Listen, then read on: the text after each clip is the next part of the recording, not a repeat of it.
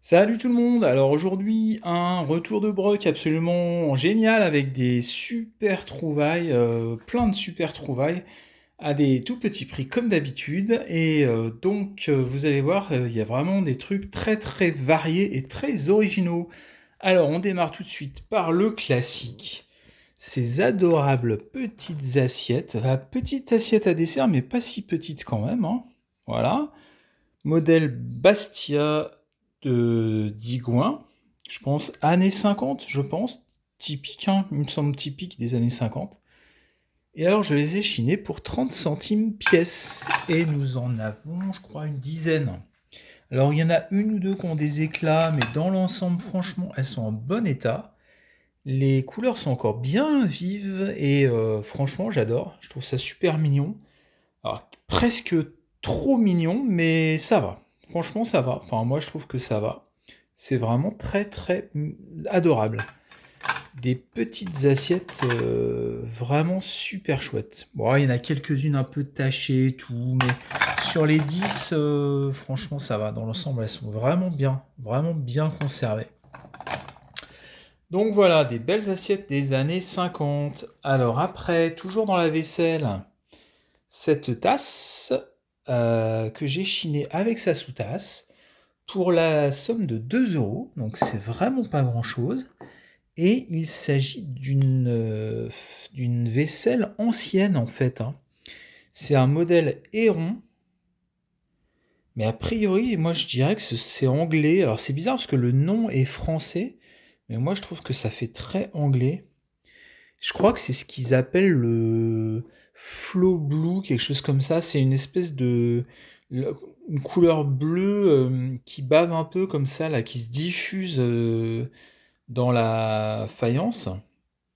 Et ça donne ce côté vaporeux, un peu ce côté, voilà, un peu, un peu étrange en même temps, qui est quand même très joli.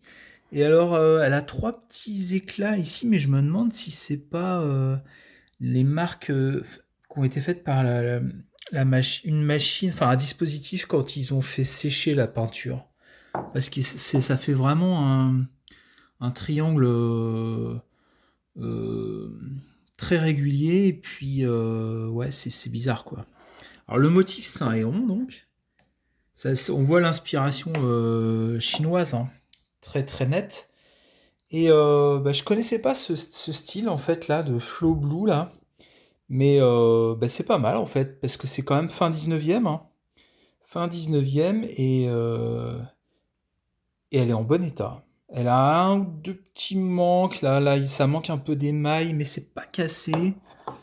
Ici peut-être un petit peu, non c'est juste un peu usé quoi. Mais ça va, franchement ça va, on peut l'utiliser. Il n'y a pas de souci. Bon, parfait. Alors après, on avance en âge. Et là, on se retrouve avec un vase, donc trouvé chez Emmaüs pour 1 euro, mais fait à la main quand même. Hop, on voit bien la marque du Pontil. Alors, c'est pas de la super qualité, je crois, mais franchement, il est marrant. Il est sympa, il est vintage. Il est années 60, 70, quoi. Et moi j'aime bien, on voit bien que c'est fait à la main, c'est chouette. Donc un joli vase pour 1 euro, un vase vintage complètement éclaté là, enfin qu'ils ont volontairement tordu. Et donc ça lui donne un petit côté moderne, marrant quoi. Et il est en bon état, il n'est pas abîmé. Donc ça c'était le troisième objet. Après, on a un truc. Alors, il y a ça. Alors ça, je l'ai payé un petit peu plus cher. Mais alors, attendez, bougez pas, je vous reprends. Alors déjà, comme ça, c'est chouette. Mais je vous montre. Voilà, donc attention. Hop, c'est parti. Et ouais. Et là, c'est carrément sympa. Donc en fait, il s'agit, je pense, d'une lampe... mince, du coup, voilà. D'une lampe... alors c'est marqué Tahiti. Je sais pas si vous arrivez à voir. Attendez, je vais éteindre. Enfin, c'est marqué Tahiti dessus. Là, c'est du coquillage. C'est gravé. Donc, c'est très très chouette en termes de déco. Donc, il y a un poisson, il y a des algues. Et il y a un pêcheur. Donc il y a un Tahitien qui pêche. Et le style est très fin. On le voit pas forcément bien là. Mais le style est vraiment fin. Attendez, j'éteins pour voir si vous voyez mieux. Hop. Voilà. Donc vous voyez, c'est vraiment très très bien fait. Et donc c'est typiquement, je trouve, en termes de style, on a bien le côté polynésien. Et je pense qu'il s'agit d'un objet, alors c'est pas très vieux, c'est pas années 30, je pense que c'est plutôt années 60, peut-être 50, mais sinon plutôt 60 ou 70. Et c'est quand même super chouette. Vous avez vu, c'est vraiment un très très bel objet. Alors derrière, il y a aussi un coquillage. Il y a un truc qui s'ouvre là hop, pour changer l'ampoule. Voilà, et le fil, il est pas tout jeune, hein. Vous voyez? Donc c'est un objet qui est vraiment vintage, quoi. C'est peut-être années 60, maxi 70, mais vraiment le montage électrique, il est vraiment ancien. Donc je trouve que c'est un super chouette objet. Dites-moi ce que vous en pensez. Mais là, ça fait vraiment voyager, quoi. C'est un bel objet. Alors ok, d'artisanat touristique, mais quand même dans un vrai style, gravé sur de la nacre. Il est pas abîmé. Enfin ouais, c'est super joli, quoi. Enfin moi j'adore. Allez, on se le remet un petit coup. Hop. Waouh. Ça c'est classe. En veilleuse là, dans une chambre, c'est trop bien. Donc voilà, donc un bel objet tahitien vintage, vraiment chouette, pour je crois 10 balles dans un vide-grenier permanent. Alors c'est rare de trouver des trucs intéressants, je trouve, dans les vides-greniers permanents. Mais là, c'est le cas. Alors ensuite, cinquième objet, donc il y a cet objet-là que j'ai trouvé en vide-grenier. Alors moi j'adore tous les trucs un peu en bois qui ont été faits à la main. Et donc ça c'est un plat indien pour préparer des pâtes à pain, des choses comme ça. Ça a un nom que j'ai oublié. Je sais pas si c'est pas un chakla ou quelque chose comme ça, je sais plus exactement le nom exact. Ça a une espèce de forme un peu de tortue, un peu, vaguement. Mais quand même, ça a une forme de tortue. Et c'est vraiment très chouette. Il est ultra patiné, ultra abîmé. Il a même été retapé. Ici, on le voit. Mais retapé avec des clous et tout, donc par les par les propriétaires indiens, en fait.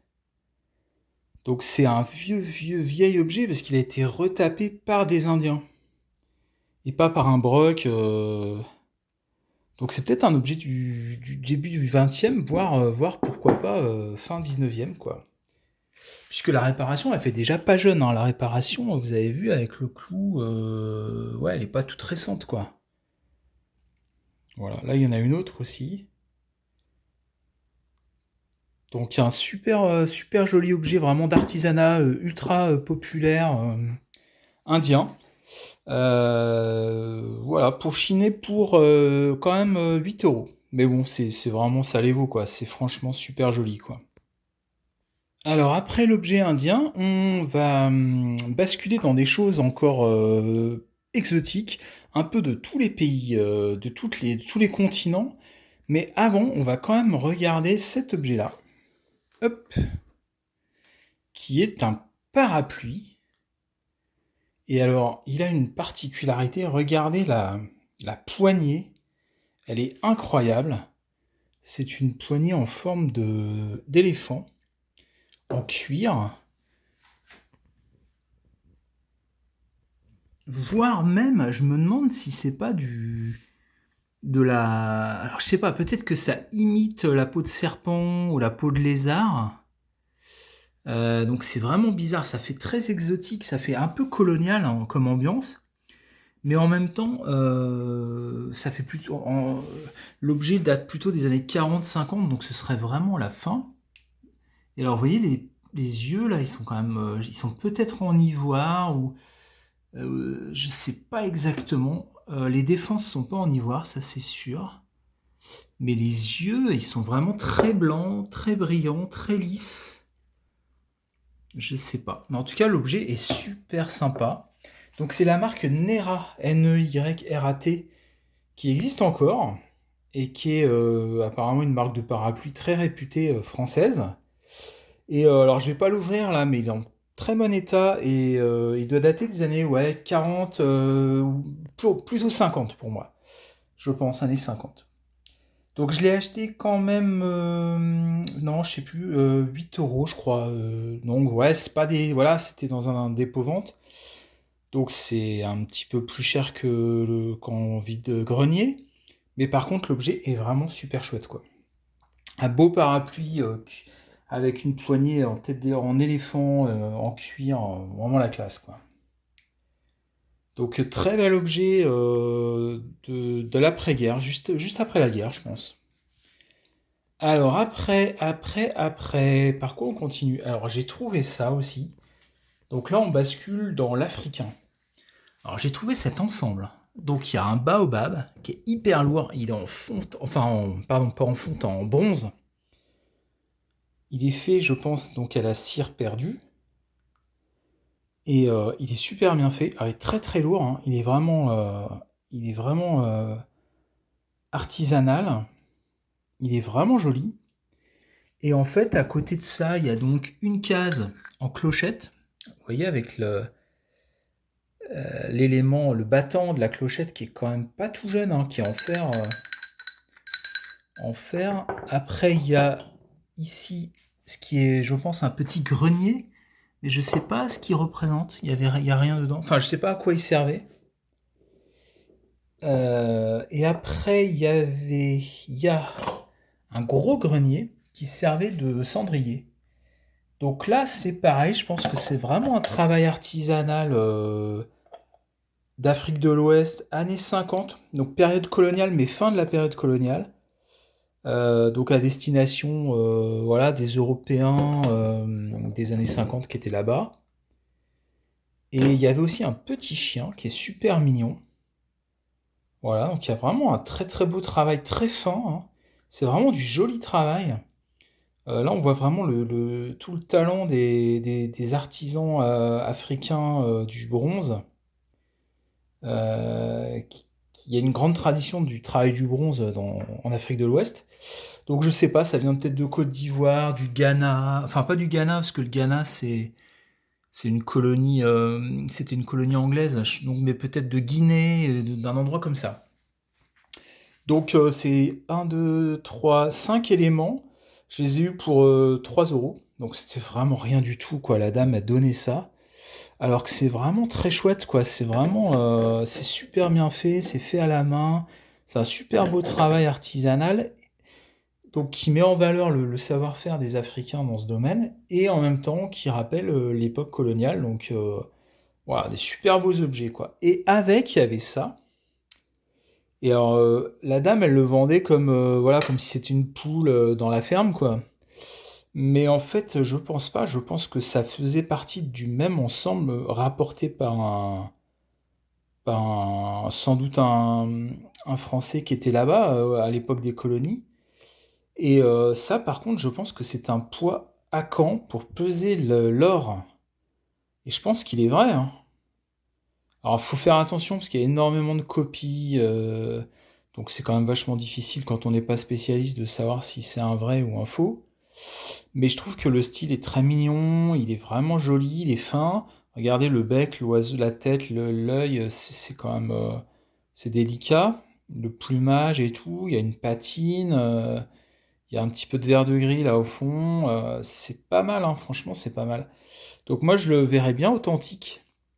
Et donc, bah, c'est super parce que c'est quand même des objets qui sont assez recherchés. Bon, il y en a beaucoup, hein, mais il y a des collectionneurs de ça parce que c'est vraiment des jolis petits objets de la tradition. Et puis je trouve que ça fait le lien avec ça.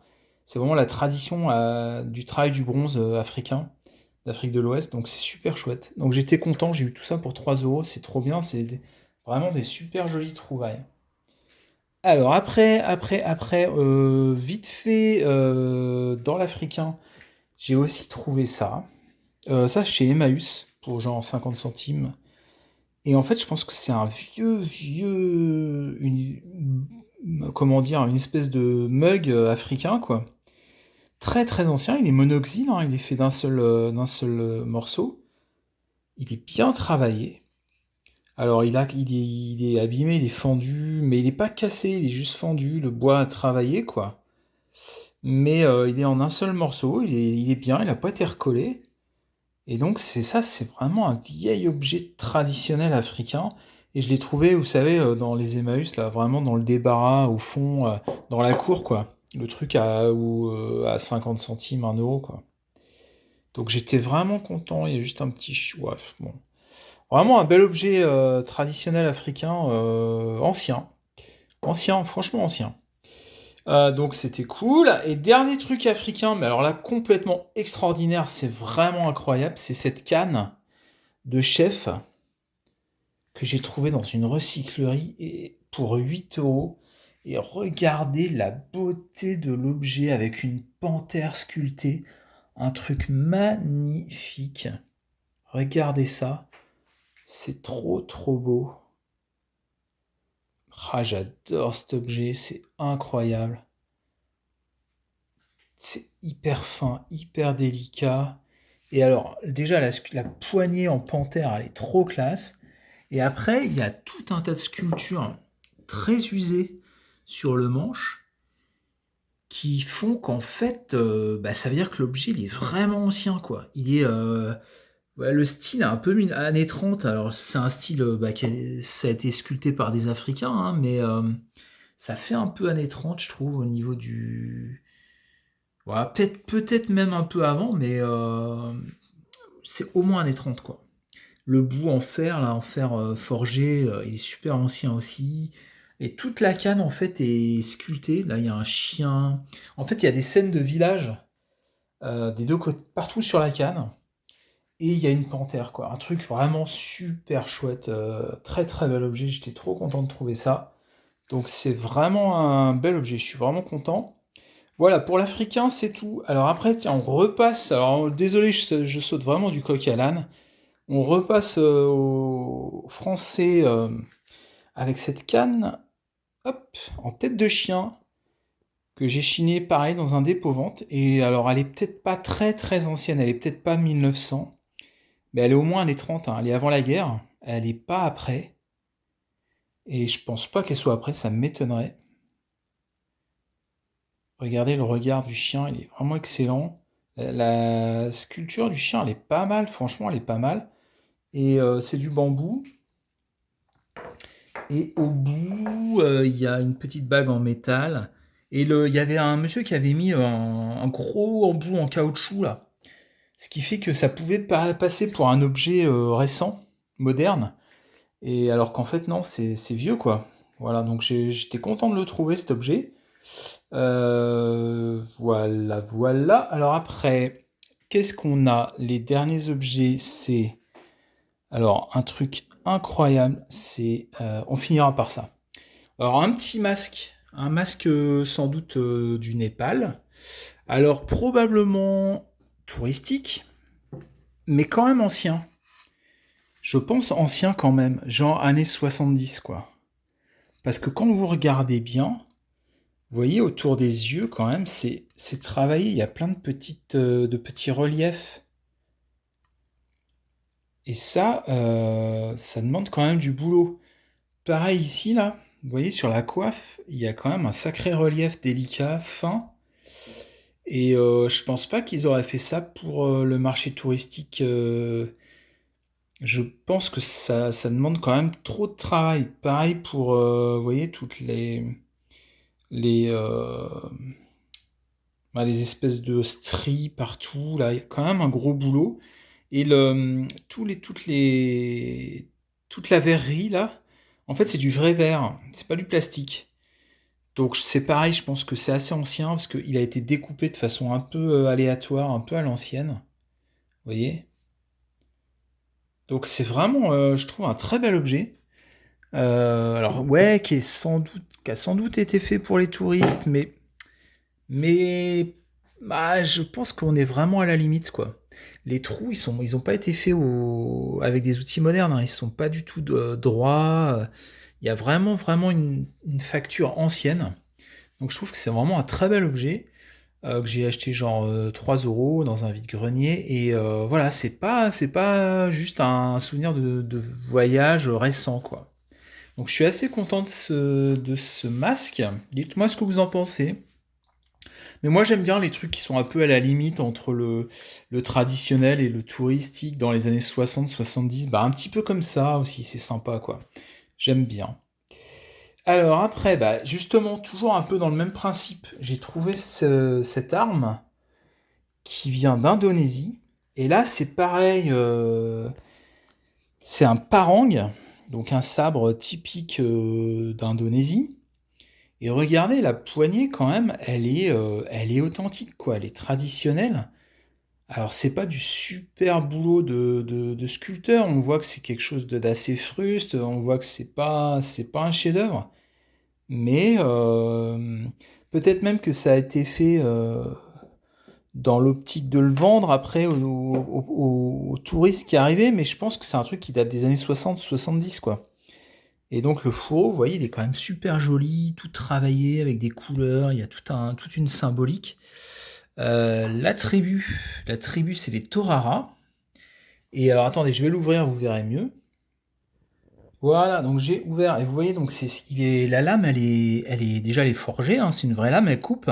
C'est une belle lame, bien épaisse, il n'y a pas de problème avec ça. Et elle est sculptée. Donc Tohara, donc le nom de la tribu, et de l'autre côté, il y a un dialecte indonésien, Pakai Selamat, qui veut dire quelque chose comme qu'il protège celui qui le porte, ou quelque chose comme ça, que ce couteau protège celui qui le porte. Et donc, bah, c'est un super bel objet que j'ai acheté pour 5 euros, donc j'étais super content. Et j'adore ces objets, quoi. J'adore ces objets qui sont un peu à la fin des époques traditionnelles, des sociétés traditionnelles. Et voilà, c'est encore très beau, très émouvant, très délicat quand même. Voilà, donc c'est un très très bel objet. Enfin, moi j'adore. Alors évidemment, c'est pas un truc de musée, mais voilà, c'est un objet populaire qui a servi. C'est un vrai objet, quoi. Donc c'est chouette. C'est vraiment chouette. Alors, toujours dans l'art un peu bizarre et populaire, j'ai trouvé deux super objets, pas au même endroit. Alors, j'ai trouvé ça dans une recyclerie aussi. Une poupée inuite en vraie fourrure, et c'est peut-être du phoque. C'est peut-être du phoque, ou du renard, ou du lièvre, et du cuir. Donc, c'est une vraie poupée traditionnelle inuite, donc esquimau quoi. Et j'adore cet objet, je l'ai eu pour 2,50 €, c'est hyper doux, je sais pas si vous pouvez sentir là. Hop.